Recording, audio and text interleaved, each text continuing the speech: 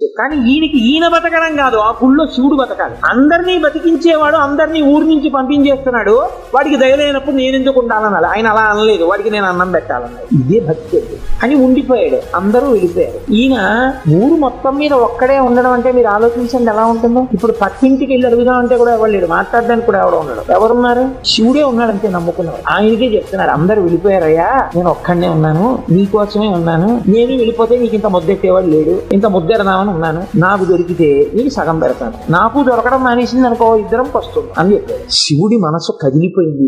ఇదండి భక్తి అంటే. నేను అందుకే తరచూ ఒక మాట చెప్తా, భక్తి అంటే మనసు విప్పి భగవంతునితో మాట్లాడుతా. ఓ స్తోత్రాలు చదివేయడమును ఇలా ఇలా ఇలా ఇలా ఇలా యాక్షన్ 500 భక్తి అంటారు. మనసు నిప్పి భగవంతుడితో ఉన్నట్టు నిలబడి నిజాయితీగా ఉండుతా, దానికి భక్తి అని పేరు. నిరంతరానుసంధానము ఈశ్వరుడితో. అది తైలధార